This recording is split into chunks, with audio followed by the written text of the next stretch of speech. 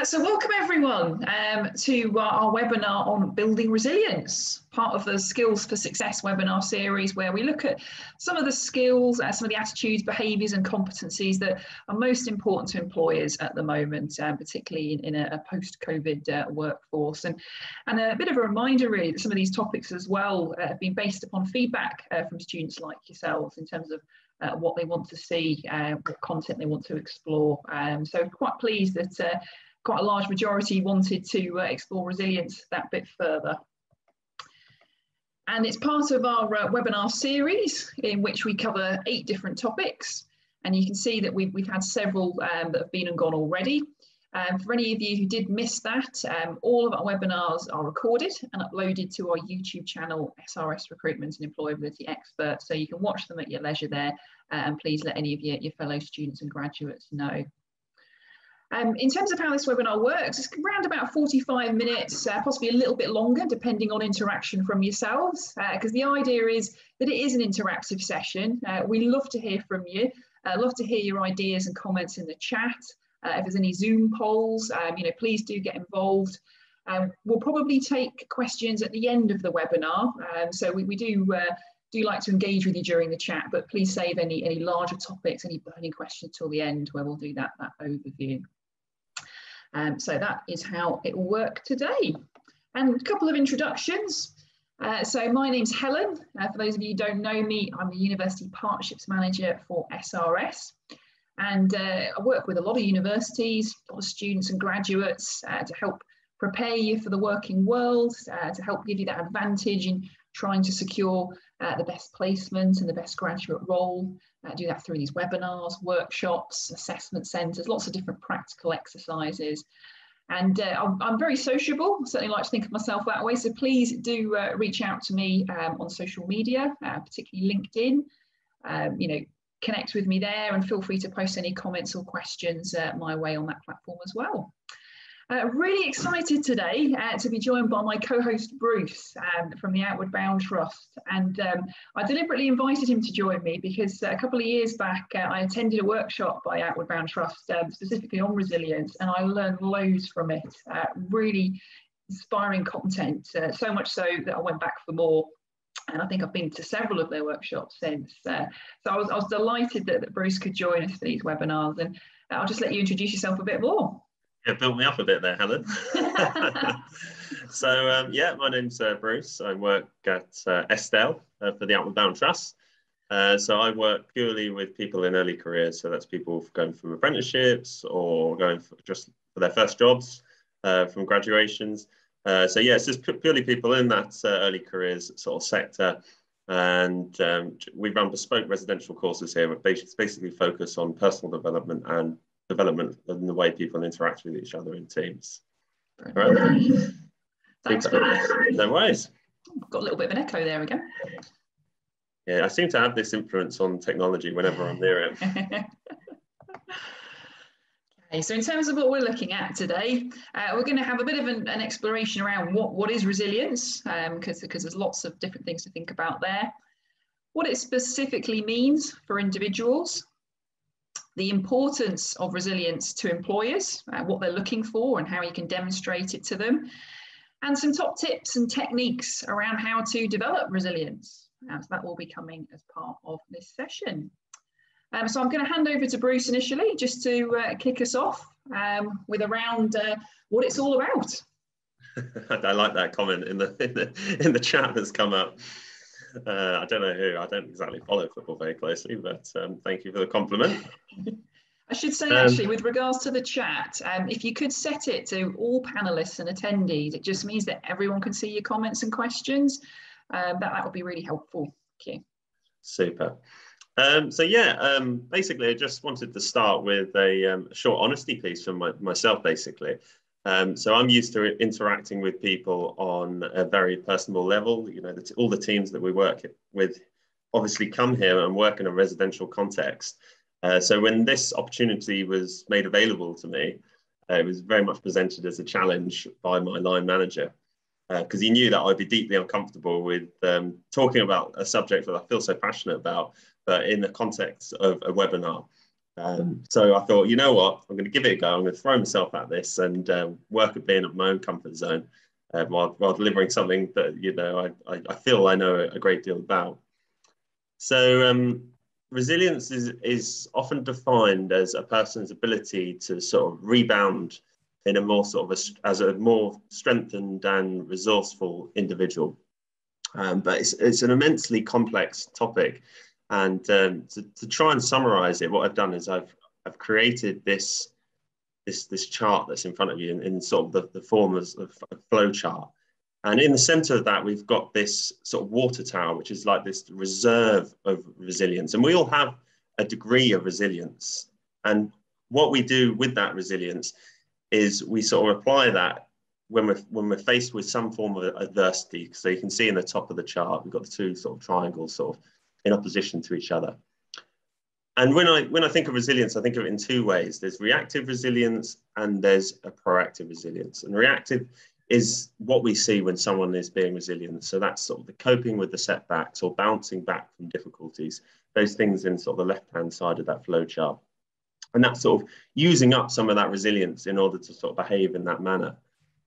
And in order to sort of develop that reserve and make sure that there's always something in that tank to offer some resilience against adversity, is we've got to be proactive and we've got to go and sort of take steps that are going to sort of feed back into that resilience to enable us to sort of have that reserve to cope.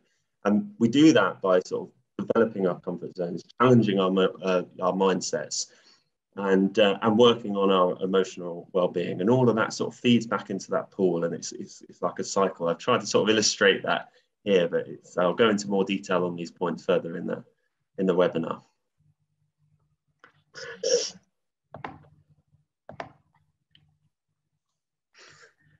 All right, so learning to walk. Basically, I wanted to start with a short story, and it was a difficult one for me. It's like, how can I tell a story which clearly illustrates someone or something being resilient? And I was thinking about all the typical things, mountain climbing, or, experiences I'd had in the military where I'd had to be supposedly resilient. And while I was thinking about these things, I was actually sat with a friend having a cup of coffee while he's just had a young boy, and he's just going through the process of learning to walk. And I was watching him stagger around. I was watching him sort of fall over, knock himself, bruise himself, get back up, have a little cry, and then get back on with sort of the learning process. And there was quite a few knocks, bruises and scrapes, and a few trips to A&E. And I think that's more a representation of my friend's relaxed sort of mentality towards parenting more than anything. But what I watched was his ability to learn from his failures, to sort of try different approaches, to push himself continually out of his comfort zone. He was able to sort of crawl, he could get about, and that was fine, but he had that aspiration to walk. He wanted to achieve something better. So he was continually challenging his mindset around that, and he kept going despite the setbacks. And there was no predetermination of his abilities. It wasn't like he was settling for the fact that he would never be able to walk. He just kept on going. And despite the failures, he was always able to get himself back onto his feet and try again. And the catalyst for this was the support from his parents. And that's that emotional well-being piece that we'll touch on later. But it was just really interesting to see. But undoubtedly, he did walk, but that wasn't enough. And from there, he went on to try the stairs, but that's a different story. I like that story, Bruce. It reminds me of another one where there was a baby who was trying to reach for a rattle and just couldn't roll around, couldn't get to it, and so the mum just gave it to her daughter, and that was exactly the wrong thing to do, because she wasn't going to learn how to get it herself, and she would have got it eventually, and that would have been a much more important process than it just being handed across. Absolutely. So I thought it would be quite nice here, is if people are comfortable, if they just want to share their sort of learning to walk stories in the chat. I'm quite interested to see some of those.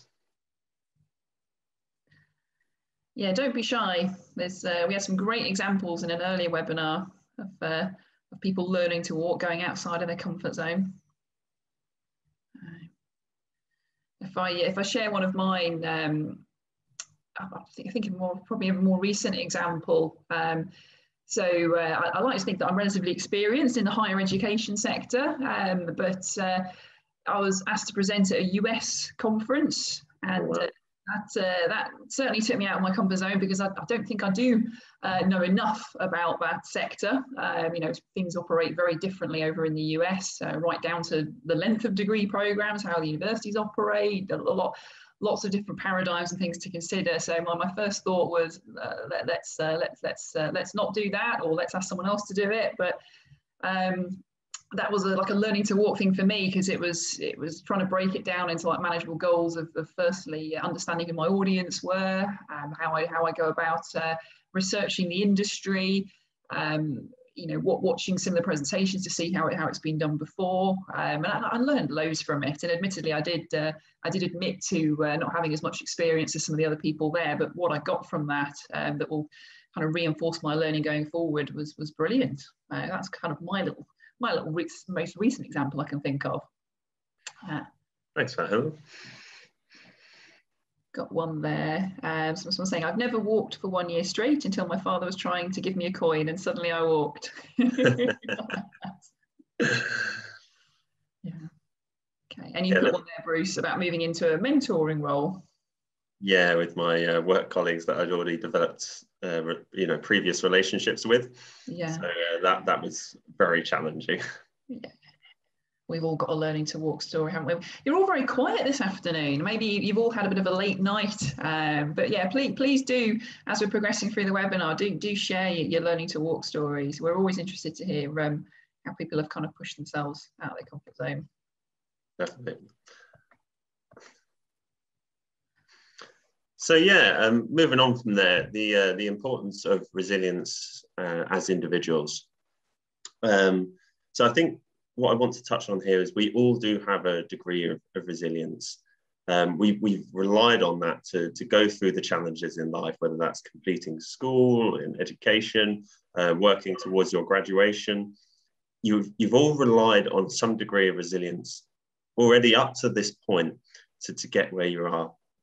So we've got that, some degree of it implicitly, and we need a degree of that to navigate life's challenges and to overcome the setbacks and difficulties. So just for that in itself, you know, there's a real high importance to having that resilience.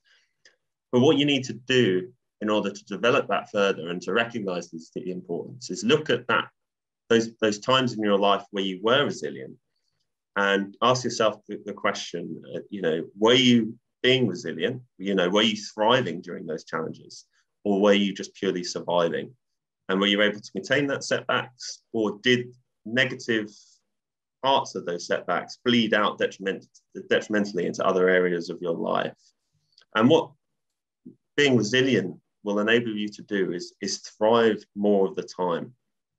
And by sort of developing the resources which will enable you to thrive more of the time, you'll be able to sort of equip yourself with tools to build on that reserve that I mentioned previously. So it's that sort of thriving versus sort of surviving sort of mentality. Brilliant, thank you. No problem. Oh, someone's just put there, I kept falling on the floor and going to chair from chair on a table. Yeah. Yeah, it sort of illustrates that sort of small manageable steps quite nicely, doesn't it? Yeah, you're giving some literal learning to walk stories there. Yeah. Okay. So I just wanted to kind of apply resilience to your career journey and to look at some particular setbacks or challenges in that, and what would perhaps constitute a resilient response to some of them.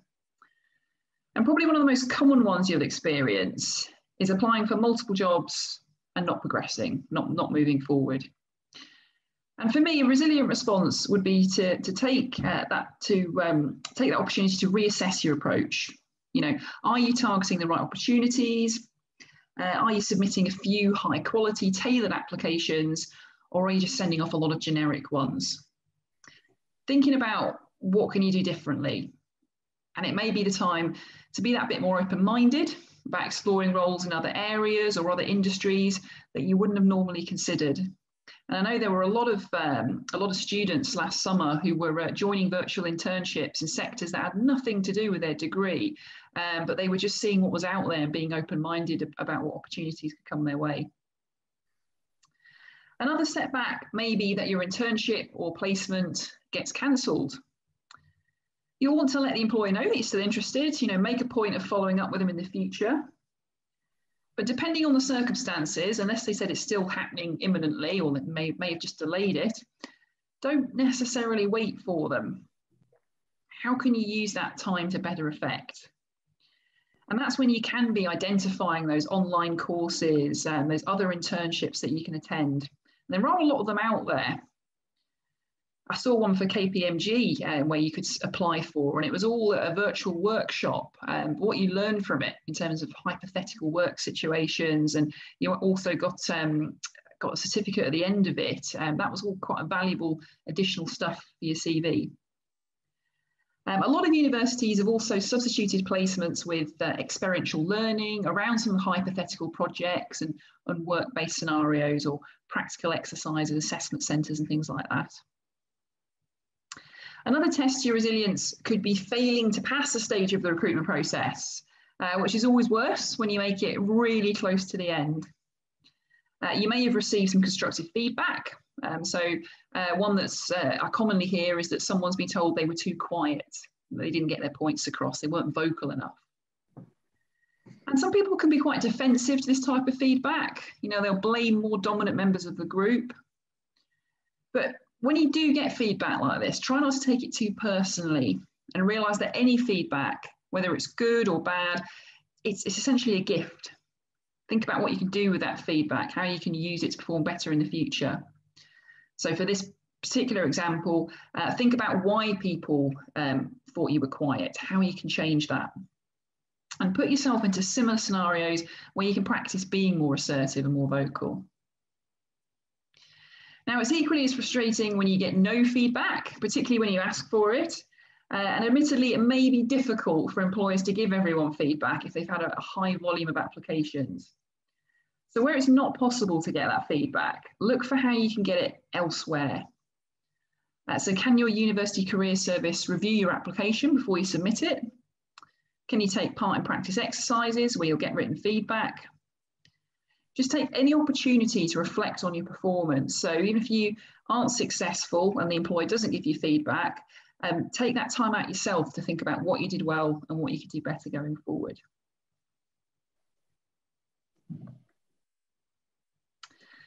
So a recent survey from the Institute of Student Employers, this really shows how important resilience is to them. And actually, quite encouragingly, these same employers think that 80% of graduates already have this, which is fantastic. It is definitely a very important skill to have in the workplace because it means that you're much more capable of dealing with changes and challenges. But I thought that was quite encouraging there to show that employers actually recognise the high level of resilience that graduates have.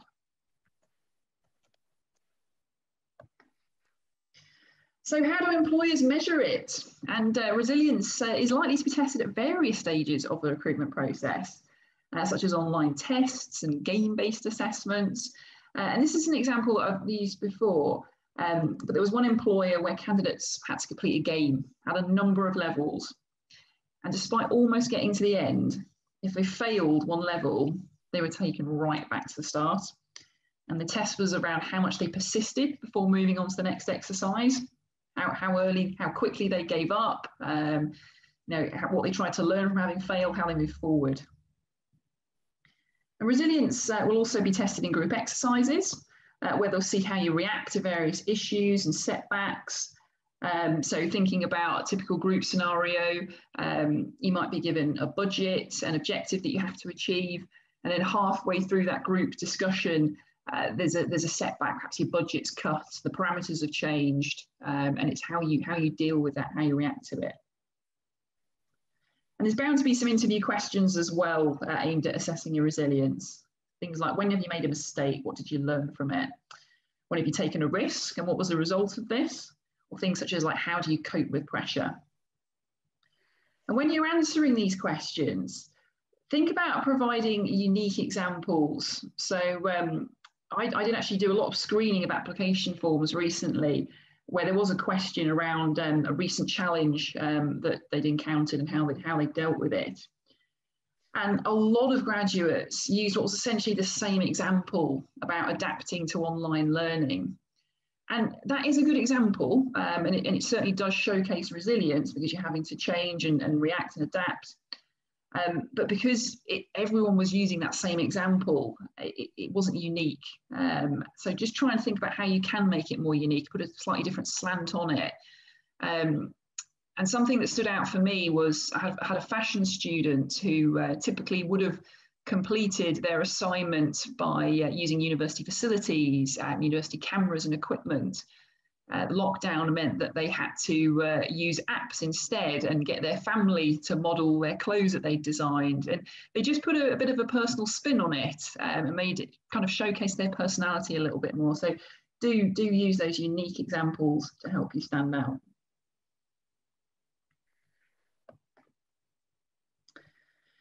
And in terms of more widely demonstrating resilience to an employer, think about how you've dealt with particular challenges, such as tough deadlines or targets, a sudden change in circumstances like the lockdown, or perhaps some challenging feedback that you were given. You should also show how you've pushed your development, gone outside of your comfort zone, and taken opportunities to learn new things, particularly outside of your immediate degree. And then also show how you set goals, how you challenge yourself, how you then reflect on the outcomes and evaluate what you've learned from them as well. Explain what you do differently next time. So I'll just hand back to you there, Bruce, to talk about how developing resilience. Yeah, some really nice points there, Helen. Thank you for that. Yeah, so developing resilience. I think initially, you have to recognize that when you're developing anything or you're working towards self-improvement, you're sort of placed at a crossroads, and you've got two options. You've got the growth and challenge sort of turning on that crossroads, or you've got the sort of the stagnation and safety. And you have to choose when you want to sort of challenge yourself and when it's important for you to sort of choose the option of safety. Now, what we're trying to do when we're working on our resilience is we're trying to sort of choose the challenging option more. So equipping yourselves with the right sort of backup, basically, so that you're able to take the challenge more and grow yourself more. And one of the ways that we can do that is maintain sort of our physical and mental well-being. And yeah, in order to do this, I've got a little challenge for us guys, just to get us thinking about this one. So what I'd like you to do is, if you're sat at home on the computers, I want you to sort of stand up, and then I just want you to jog on the spot for 5 seconds. So imagine you're doing that now.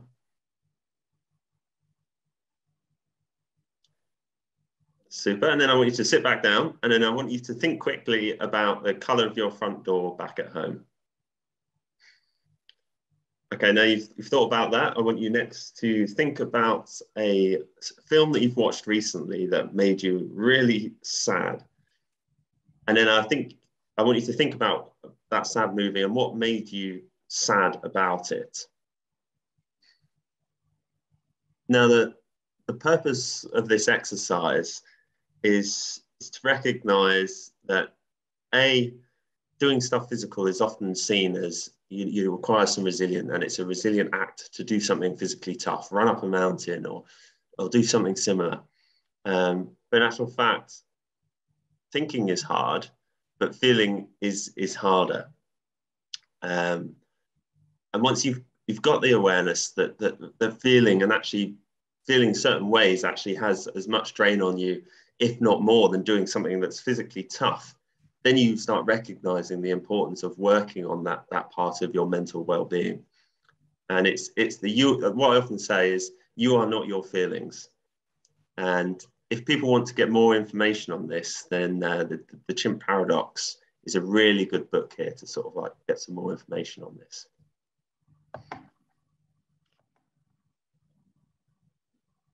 Okay, so leading on from that, we've got how to sort of develop your resilience further, and it's choosing your response. So I describe this to people that come to the centre as this is one of the greatest freedoms that we have in life. So we're always going to be subjected to stimulus. Stimulus is something that happens to us that we're not in control of. And how we respond to that stimulus, we have control over that. So there's that gap in between. So something happens to us to stimulate how we feel, what we want to say, and it's very easy just to immediately respond to that in a manner that might be not conducive or constructive. And having the awareness that we have that gap in between, you know, we are going to be stimulated by things which make us feel uncomfortable, make us angry, make us sad. We're not in control of that. You know, we are going to react in that certain way. But what we are in control of is how we respond to that. And we've got that decision, that gap in between that we can take. And there's a little quote at the bottom, and that comes from Stephen Covey. And if people want to do more reading and research on this, it's a really, really sort of well-written book by Stephen Covey called 7 Habits of Highly Effective People. And that actually really nicely complements the chimp paradox, which I mentioned previously. Brilliant book that. I've read that one. Okay, so moving on from there, the importance of going outside your comfort zone. So I touched on this in the summary slide that I had towards the beginning, and we can all do things that are proactive, but ultimately shit just happens. You know, and when shit happens, we need to sort of draw on those reserves of resilience so we can build them up. But ultimately, things are going to happen, which is going to rely on those reserves of those resilience. It's going to continually draw.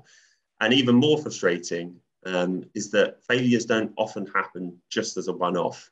We tend to sort of find ourselves on losing streaks during life, and you know, a bad thing is followed by another bad thing, and you know, bad things happen in threes is a comment that I often hear. So what we need to do is we need to build up that reserve of resilience as much as possible so that we can cope with those setbacks. And one of the ways we can do that is by putting ourselves outside of our comfort zone, but in a sort of controlled manner. And you see there, it says that taking controlled risks. So identifying challenges and putting ourselves forward in those real life situations. And that doesn't necessarily have to mean, you know, climbing mountains or jumping out of airplanes. It can just be small, manageable steps. You know, as I mentioned before, so me doing this webinar, that's pushing me outside of my comfort zone. And that's a challenge for myself, which I will learn from and grow and be able to apply these skills to other sort of sectors in my life. And you just need to seek those opportunities out and not shy away from them as much as you feel capable of doing. Does anyone want to share an example of when they've gone out of their comfort zone? Apologies for the echo. Someone's just put there, is the overall point of resilience to be comfortable in uncomfortable situations? Do you want me to answer that now, Helen, or do you want me to say, okay? You go for that one, Bruce. Yeah, okay. Yeah, it's the be comfortable, isn't it? Being in uncomfortable situations or fake it till you make it.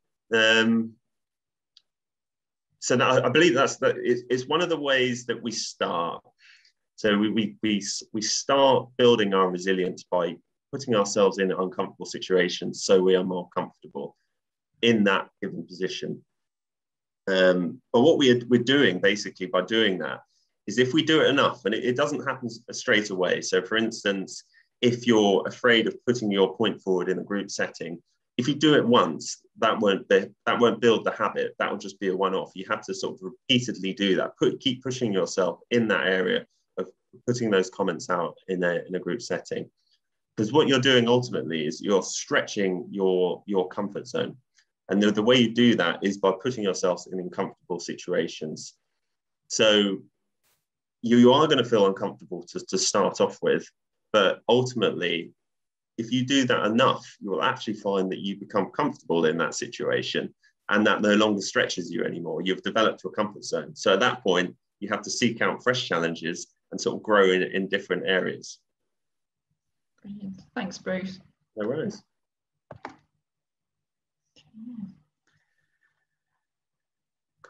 And learning from your mistakes.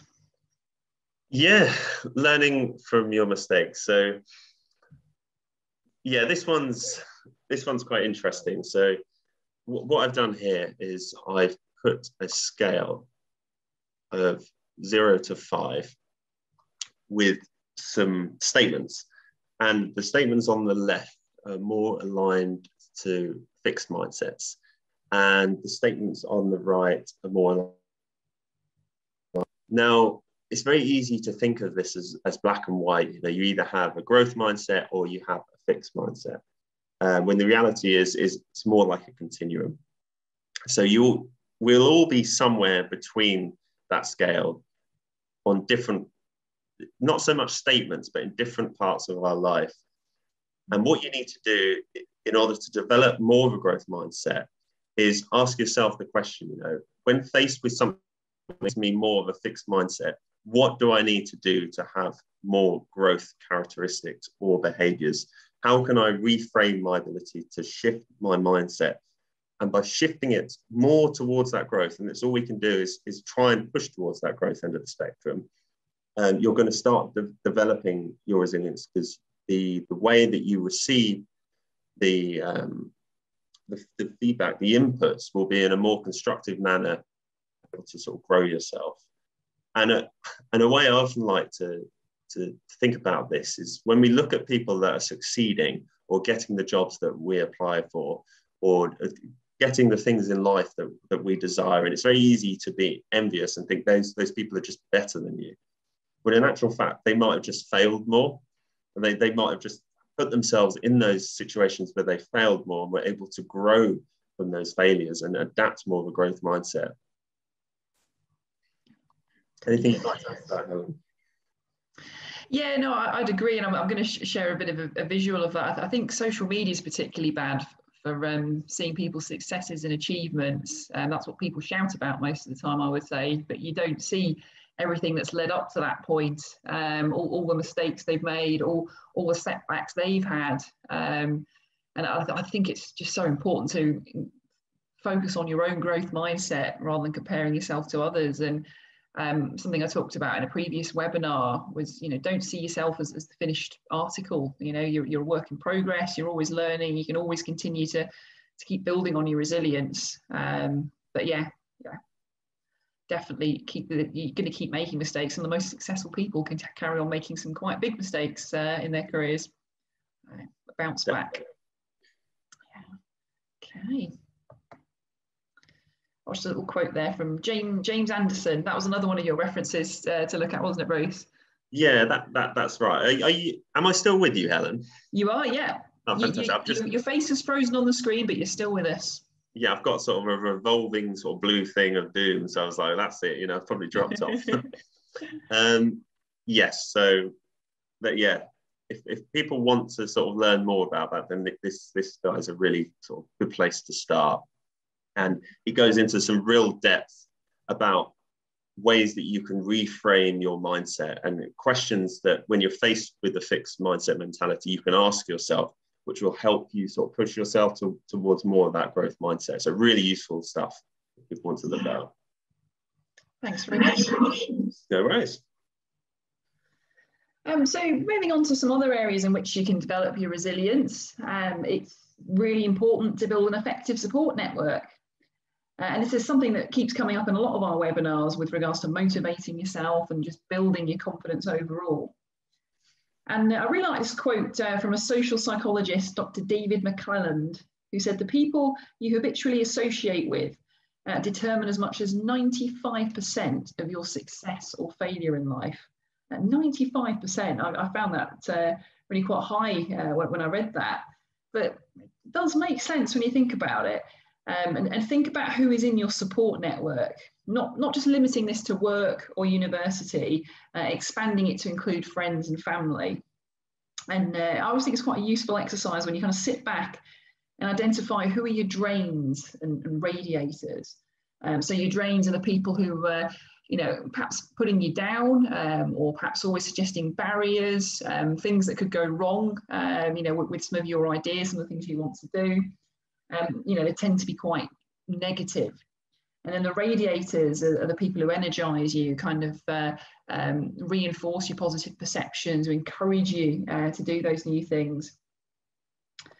Now, if you're not getting what you need from those in your network, whether that's positive encouragement or open and honest feedback, you may need to clarify your expectations of what you need from that relationship.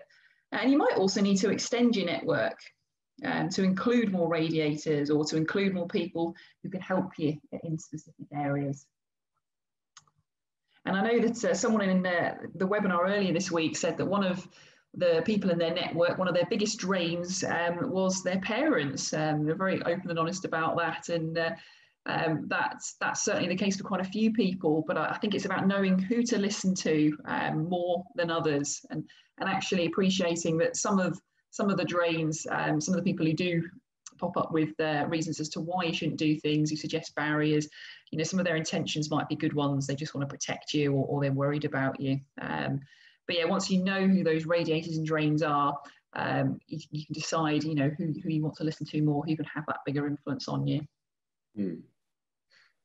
Definitely. So developing resilience, definitely have a plan, have clear goals, and take decisive action to meet them. And as part of setting these goals, it always helps to understand what you're motivated by, whether that's due to external factors such as rewards, you know, extra salary and so on, or internal factors such as personal enjoyment. And motivation is something that we cover in an earlier webinar, but just to reinforce that point around having an awareness of what motivates you, that will be very important when it comes to setting goals, when it comes to developing your resilience. And when you do set these goals, you may need to break them down into more manageable, smaller objectives, particularly if you find yourself becoming overwhelmed.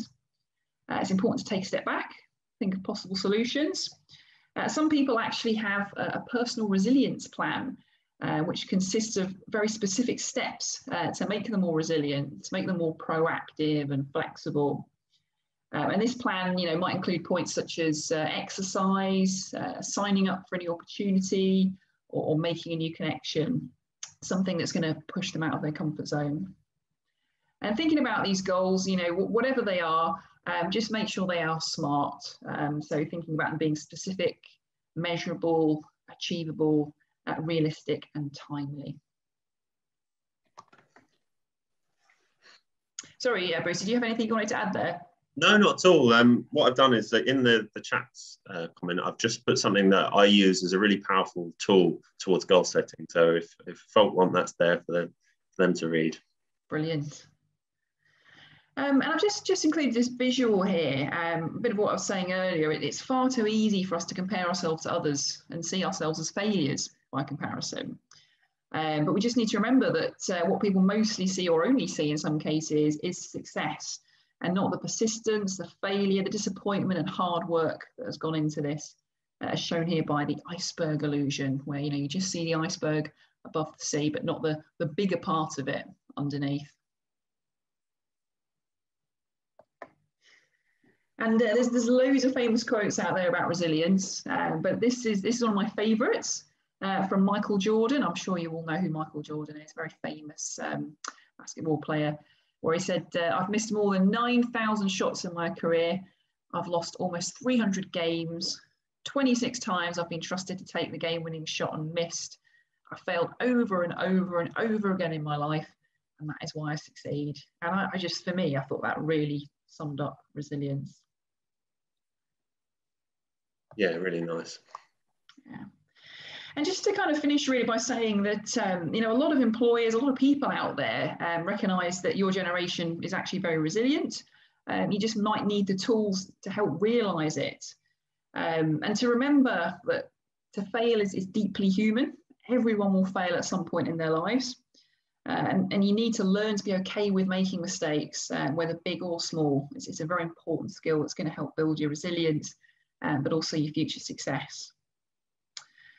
But yeah, as part of thinking about some questions to go forward, you know, have a think about what your learning to walk journey is. When was the last time you chose to make yourself uncomfortable? There's lots of food for thought, hopefully, as a part of this webinar. But has anyone got any further questions? I'm just going to go into the chat and and see what we've got there. So someone's just put something my dad has always told me is that we see the highlight reel of other people's lives while only seeing the work behind the scenes of our own lives. I really like that. That's very good advice from your dad.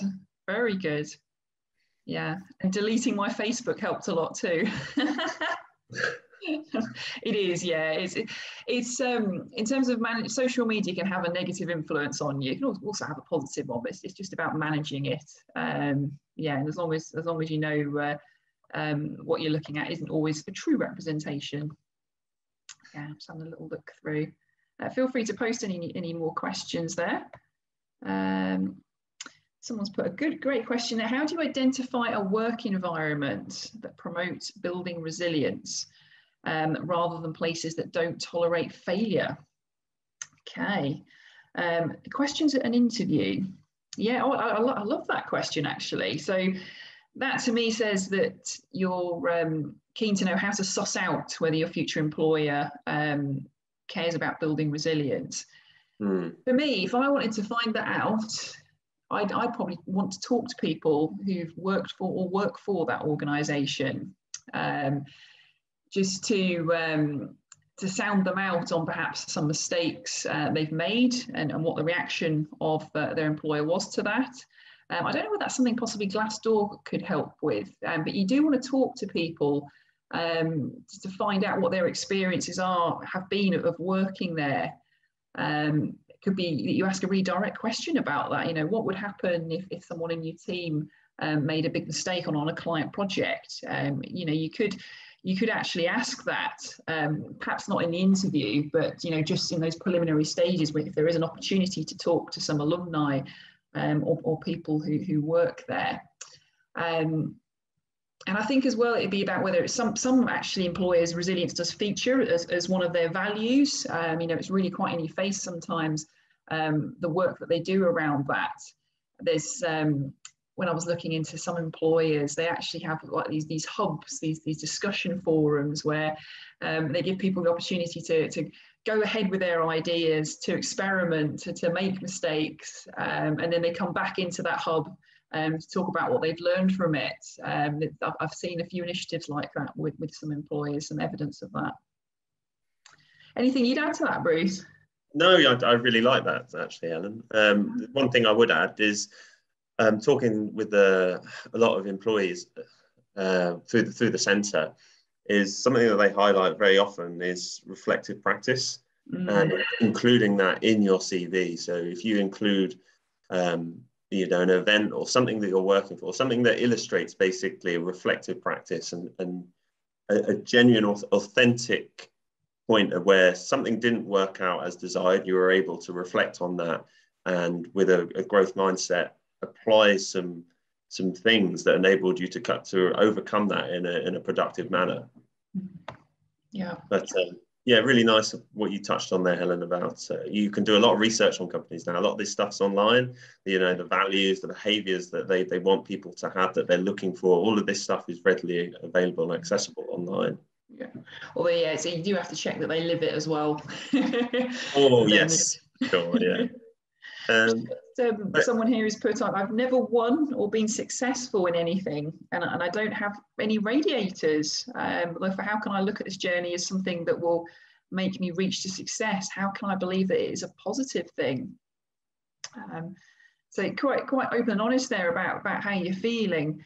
I can't imagine you've never been successful at anything. It depends how are you defining success? That would be one of my first questions that I would ask you.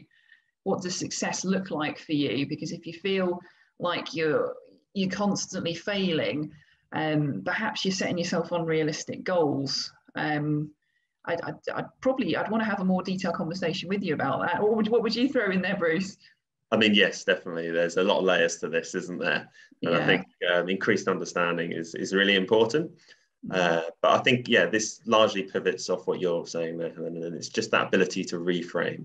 I mean, yes, you might feel like you've failed more than you've succeeded, but as I pointed out before, through every one of those failures, there'll be an invaluable learning experience, and you would have learned considerable amounts of things that you can apply going forward. And yeah, you might just have to reframe those successes and what is a success, because it's really important to be aware of the things that you're doing well. Even if they don't, a lot of the things that it was a mental reframing exercise for me, actually, where I'd sit down and try and log what I'd achieved perhaps on a monthly basis, and I wouldn't feel like I'd have much to write, because I'm thinking of things like where I've achieved a major project or got some really good client feedback. But it doesn't have to be the biggest stuff. It can be very, very small things. And you know, like doing a workout, you know, that is an achievement for me, because I'm someone who typically hates exercise, but I consider that more of an achievement than running a webinar, because I find it easier to run a webinar. So it's very much about looking at what success means for you, and you know, not discounting the small things. Yeah, I think just one thing I'd like to add is, you know, on that exercise thing there, Helen, the mind is a muscle. And the more you exercise those negative thoughts, the bigger that muscle gets. So you have to get into that practice of purely, it's very difficult at first. I can really relate to the point you're making there about focusing on the failures and it feeling very negative. But if you're able to reframe that and focus on the positives, even the small ones, and exercise that part of the mind muscle more, it will grow, and you will develop the strength in that area, and you will actually be able to sort of quickly shift your mental aspect. Someone's put there, Bruce, any books to train the mind muscle? Yeah, it's a good one, isn't it? Just the two I mentioned, really. There's plenty of reading to go out there. Both Covey's 7 Habits of Highly Effective and the 10 Paradox. I mean, if you've read both of those, then I have some other ones which go down the Warren hole a little bit deeper, but I can send some links to Helen for some suggested reading for those. Brilliant. Excellent. Someone's just put admitted to how effective personal motivation to do more has built resilience in me. Fantastic. That's great. And absolutely, yeah, Bruce will share some links with me, and we'll aim to make them available to you as well. We'll get them out. But thank you. But yeah. Well, thank you very much for joining us this afternoon. I hope you found the webinar useful. Once it does end, you'd be taken to a very short survey about this particular webinar. It'd be great if you could just let us know if you found it useful, anything you'd want us to do differently. I know we ask you to do the survey after the end of every webinar, but it's just so we can find out what you thought of each particular webinar, because they're all quite different. But thank you very much, and thanks, Bruce, for joining us this afternoon. Thank you very much for having me. Brilliant. Okay, enjoy the rest of your day, everyone. Yeah, enjoy the rest of your day, guys. All the best.